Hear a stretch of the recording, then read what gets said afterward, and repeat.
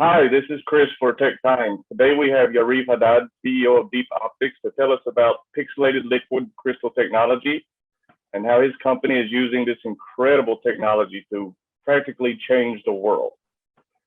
So, hello, Yariv. Good day. So first, I want to ask you a little history about this company that you co-founded, Deep Optics. Sure. So thanks for having me here, Chris. We founded Deep Optics 10 years ago. Four co-founders. Three of us came from the electro-optics industry. We had previously worked together at an electro-optics company that did phone cameras and special technology for camera phones. And then we moved on to found Deep Optics in 2011 with a fourth co-founder. And we have been developing since indeed a unique technology of liquid crystal lenses that can change their focal length or their optical characteristics, prescriptions, if you would, or magnification if we're talking about reading glasses. These characteristics can be changed electrically without any moving parts. This is there's a huge need for that kind of thing for human vision, because when we wear glasses, we don't want to have any moving parts. Like you could see autofocus in cameras, in telescopes, microscopes, but then you don't want any mechanism on your head when you're wearing your glasses.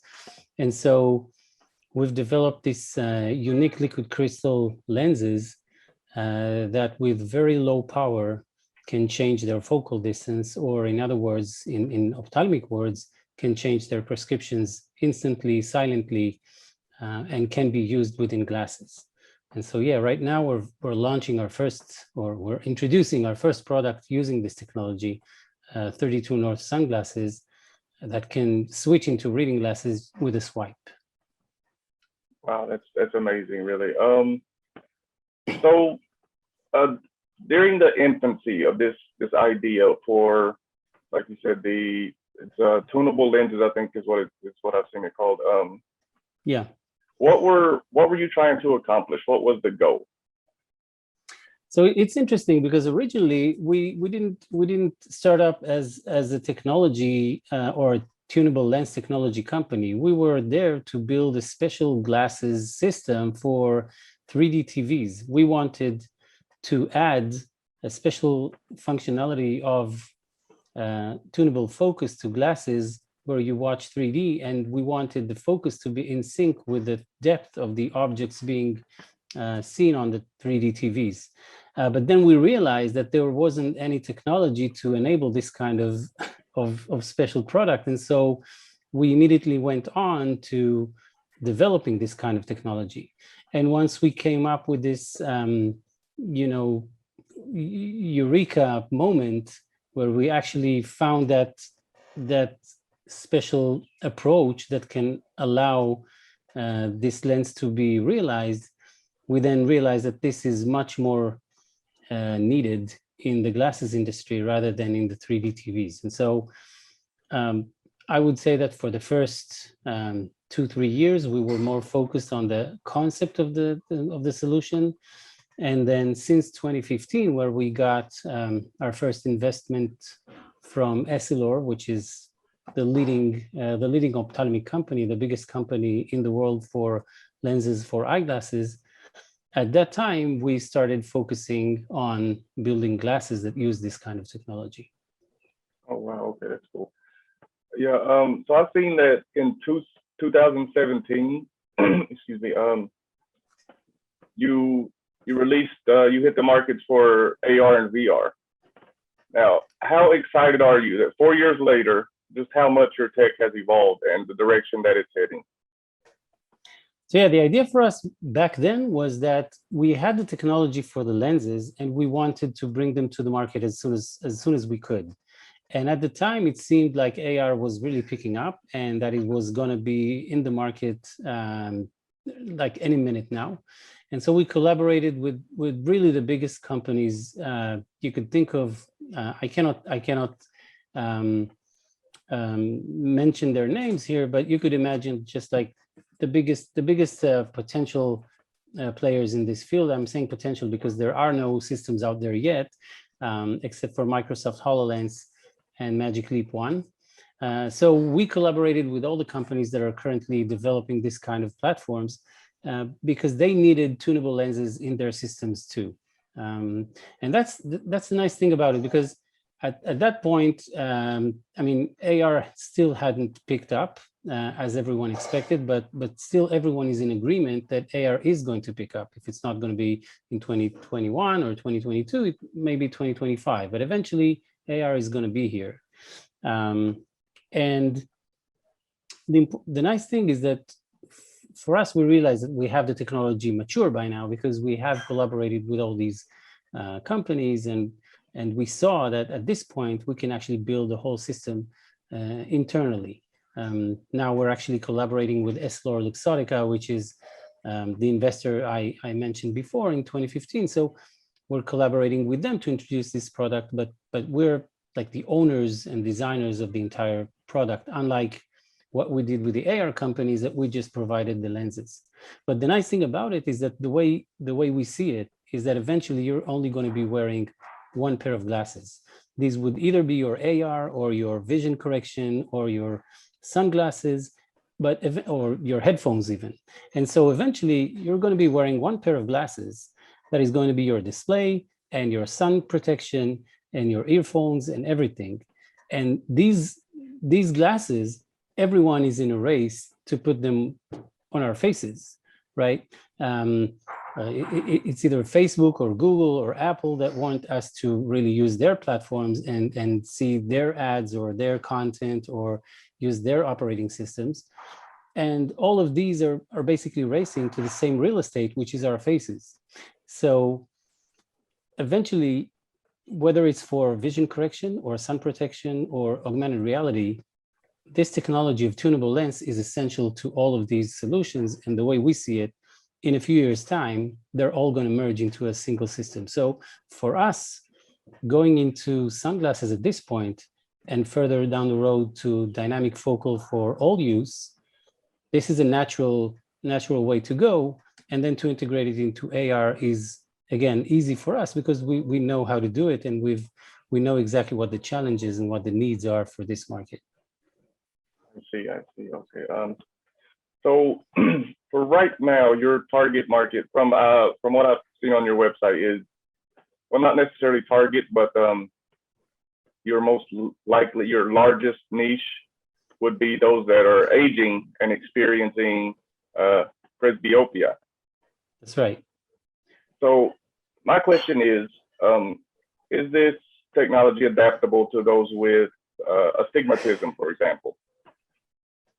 Right. So basically, when you look at vision correction, you're talking about two types of vision impairments. One would be, I'm calling it static issues. Okay, that could be astigmatism, that could be myopia or hyperopia. That problem is static. I mean, it evolves over time, but very, very slowly. It doesn't change during the day. It doesn't change during an hour or during a minute. So for this, we see very good solutions. Okay, regular glasses, conventional glasses are doing a very good job for correcting astigmatism, correcting myopia, hyperopia, etc.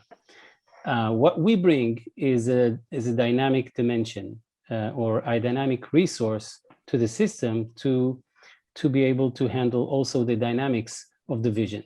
So for young people, when they need to focus to closer or farther distance, if their vision is corrected in terms of astigmatism and myopia, for example, then they have no problem with looking close or looking far because their vision is corrected.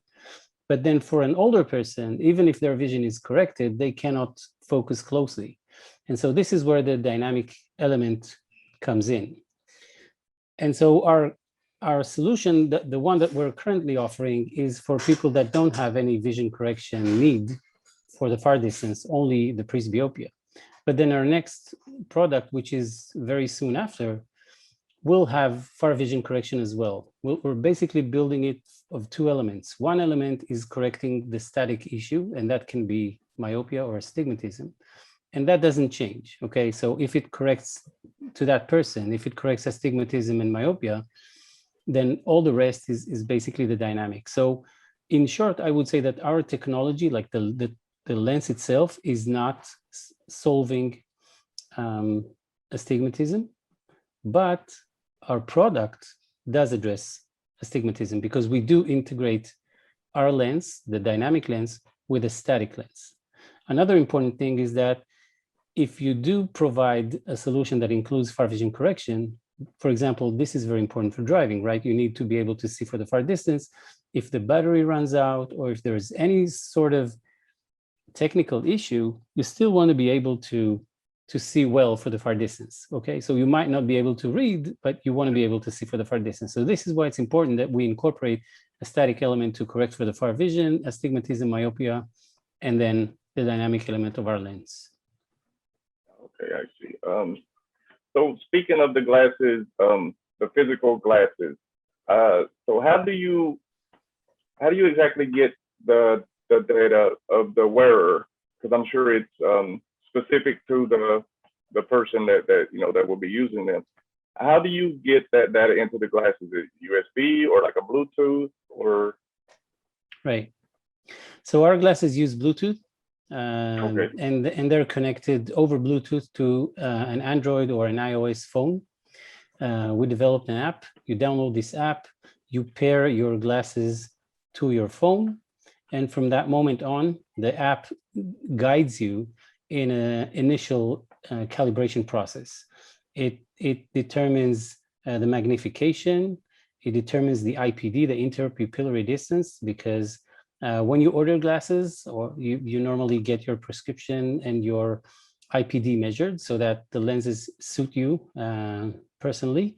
In our case, this is an off-the-shelf product. The glasses are an off-the-shelf product, but you personalize it with the app. So the app measures the IPD and then determines the magnification you need, the right prescription that you need for reading or for other purposes. And then it sets your personal profile. Of course, you can always use that app to change the prescription or potentially even to change certain parameters if you want to use the glasses with another person. Oh, I see. Okay. Wow, that's good. So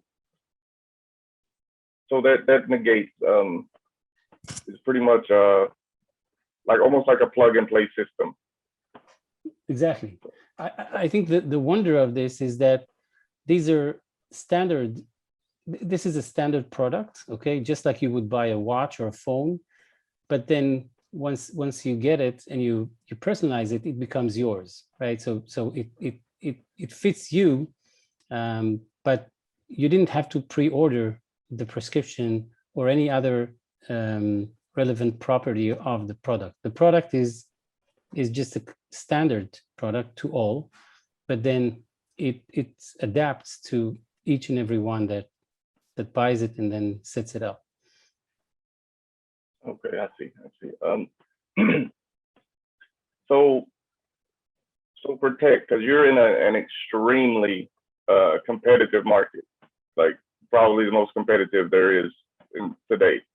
How do you plan to stay ahead of your competition? That I'm sure, like I know that you guys developed this technology, but there's always those that come in next, almost a reverse engineering. How do you plan to stay one step ahead of, like, say, Microsoft or another incredibly large tech company? First, I think to stay ahead is always to think of what's interesting and come up with the next good idea and do it. And we definitely do have quite a few good ideas in the pipe waiting to be realized. We do have a lot of patents that we've registered worldwide. These are very fundamental and very enforceable patents. So I would say that the big tech companies you mentioned, they don't mess with patents. I mean, if they could develop different approaches or different solutions, but we don't worry of them infringing these patents. And like I said, we have tons of other ideas, and I think what's special in this case is that you're right to say that the big tech companies could surpass us, or get ahead if they invest a lot of resources into it. But then for us, we've been working on this for quite some time. We're very familiar with the problem, we're very familiar with the technology, and we're very focused on what we want to do with it. So I think at the end of the day, it's about the focus and about understanding the market, understanding what you can do with this kind of technology, and really identifying what is the value that you can bring with these products. I don't actually see us as being in a very competitive market. I think we're being in a very emerging market. I see a few other startups picking up in this domain, and I think this is a good thing. I think this is an indication that the market, both the glasses and the head-mounted displays, is acknowledging the fact that this has to be developed and has to be solved, and has to be an option for people to have dynamic correction, not only static correction. Okay, great. So for our viewers who may not be very well versed in this field, could you maybe break down exactly what the pixelated liquid crystal technology does? I could try. I could try. I think from a functionality perspective, that the simple explanation would be that this is one physical lens that you can hold in your hand, and then this lens could functionally work as a different lens every time in a matter of milliseconds. So that lens can change from +1 diopter to -1 diopter. It can change its power. It can change its aperture, like the diameter of the lens. It can change its center. This is what I was saying before regarding IPD. So the concept is that it's a lens that you can dynamically change its characteristics just electronically. The core technology is liquid crystal. The LCD displays, for example, are the LC stands for the liquid crystal. But then our lens is liquid crystal lens. It's not liquid crystal display, but it uses the same material. This material is a special type of material. It's transparent, but then it changes its optical characteristics, its refractive index, for example. Okay, if you take plastic or glass, they have a different refractive index than air, and that's how you basically build the lens. You shape it so that with the thicker parts, it behaves differently than the thinner parts. In our case, it's a uniform layer. It's the same thickness for the whole layer, but then with those pixels, with those control points, we're having millions of control points over this layer to locally change the refractive index. So basically what we're doing is we're drawing at every moment, we're drawing some electrical profile that translates into a lens. So I know this could sound a bit complex, but roughly speaking, this is a material that if you apply the right voltage to it in the right positions or the right pixels, you can realize different lenses at every moment. Wow. Okay. Yeah. It's really incredible. Throughout my research, I just kept saying, "Wow, wow." Like, we're getting really, that every day. Yeah. Yeah. I feel like I had the realization where it's like, wow, like I am in the future right now. This is something that of course, 10 years ago, you guys were envisioning this, but for us on the other side, I would have never considered this 10 years ago. It's really, really amazing what you guys are doing. Thank you. So with that, correct me if I'm wrong, but the 32 degrees north are not yet available on the market. That's right. That's so right. do we have a date that we can look forward to? So we launched them on Kickstarter, and backers on Kickstarter can pledge and get the first shipments in April next year. That's going to be the shipments for our first backers, or for the backers on Kickstarter. And then later that year, we're planning to have them available for consumers too. So that would be 2022 would be the first year that we'll make these glasses available to consumers. So, and that'll be, I mean, that'll be worldwide. I'm sure you can get them in like a Walmart or, something like that, like anywhere that sells those, like, So that's still not settled. Actually, we still are considering whether we're going to go direct to consumers, like online, or whether we're going to do it with distributors, retailers. That is still to be determined, but we'll do that during the next few months, and get our distribution strategy in place for the next year. Okay, right. So of course, the next logical question would be, what is the price range that we're looking at here? So currently for Kickstarter backers, this is a significant discount of $229. The consumer retail price is going to be approximately $400. Well, that's not bad. That's not bad at all, actually, considering what For smart glasses, this is yeah, definitely. One of the things we had in mind the whole time of the development is that we're using mass production capabilities developed for LCDs, developed for consumer electronics, developed for phones.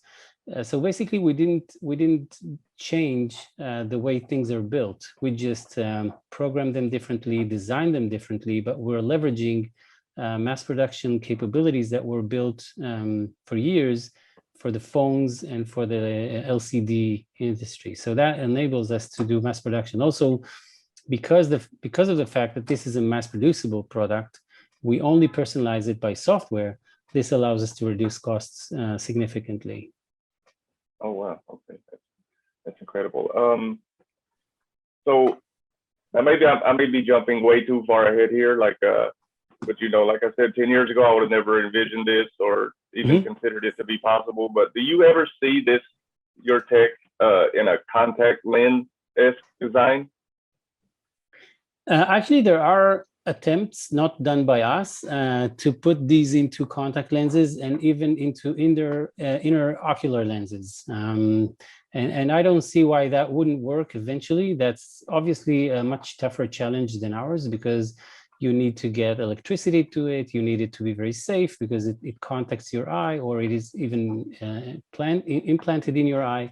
So obviously this is a much bigger challenge, but definitely that's something that's being worked on, and I believe that it will eventually get there.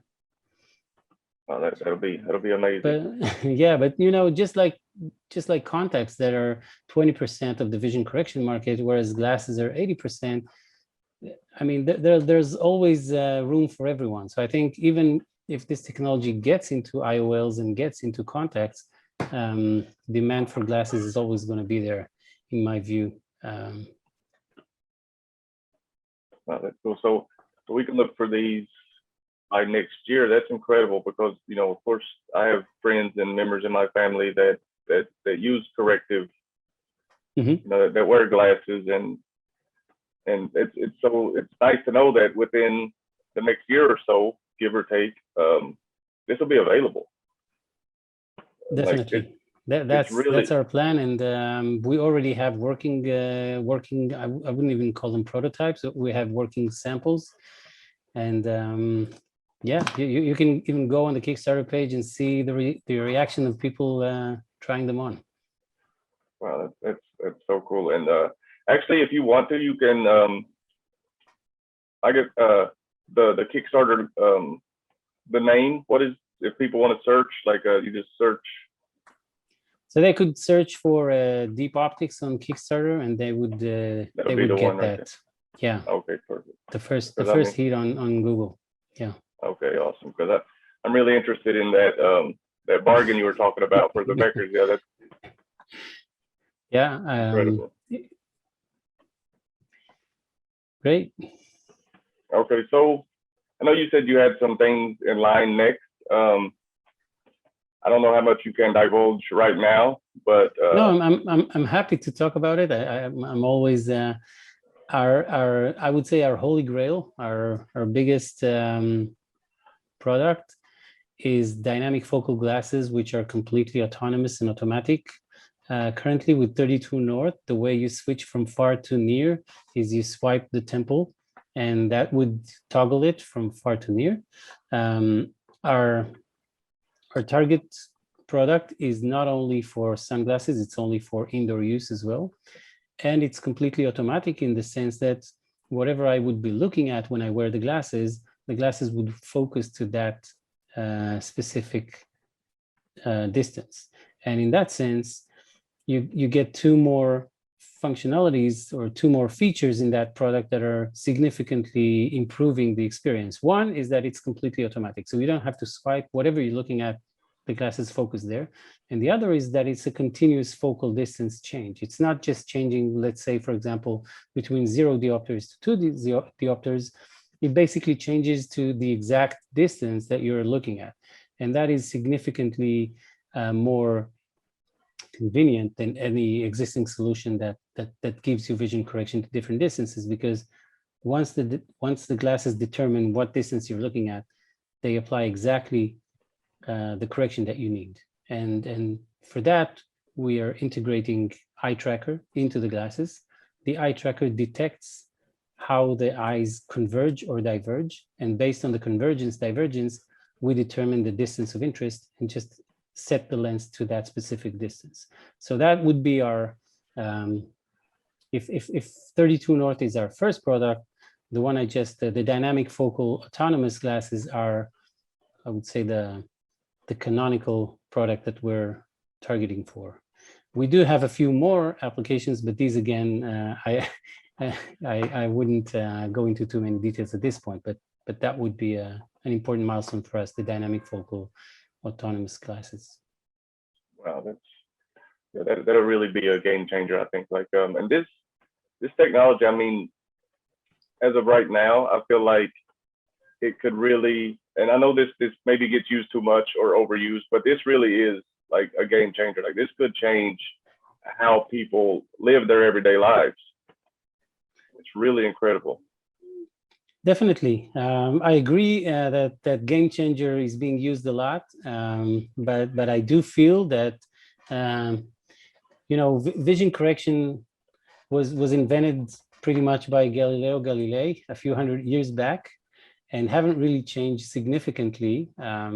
We're using lenses, right? These could be contact lenses, intraocular lenses, glasses lenses. They're all very advanced in how they're being manufactured and how they're being integrated into our vision system.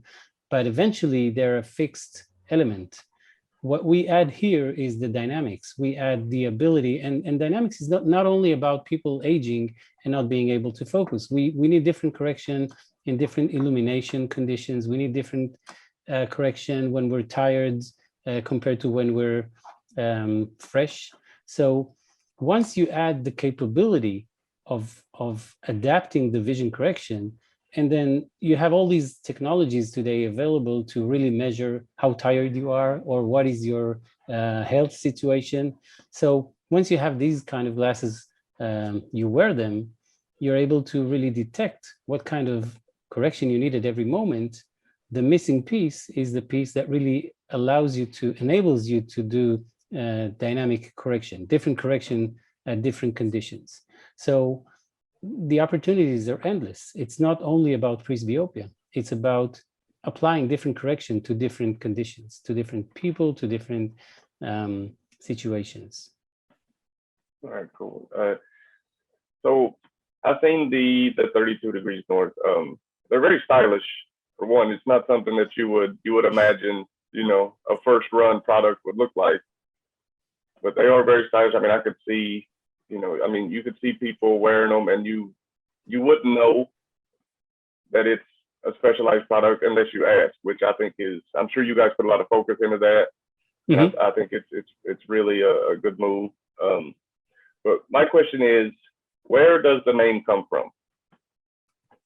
So 32 North is 32 degrees north is a combination of a few thoughts, a few ideas. We're from Tel Aviv, Israel.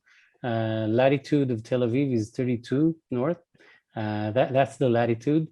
We like the idea that it reflects on some science. These are numbers, digits. We're very science oriented. We're very tech oriented. Tel Aviv is also very much associated with technology and with on one hand, and then on sunny beaches on the other. And so we thought this is a cool combination and reflects really on us, on who we are. We like the sunny weather. We cannot live in the rainy areas, and we are very much about tech. And we thought this is a nice hint on the origin of this technology. Right. Yeah. Well, that's great. Yeah, I would have never figured that out on my own. Thank you. So, Reeve, I think that's it for us. I want to thank you again. Thank you very much For taking the time out to sit down and have a chat with us about your 32 degrees north sunglasses. Revolutionary, to say the least. And I'm excited to see them hit the shelves. And we here at Tech Times will definitely be following you guys pretty close to see what's coming next and what's happening with current products and future products. So thank you very much. Thank you very much, and I'll be happy to talk to you again on our next opportunity. Absolutely. Thank you. Thank you. Thank you so much.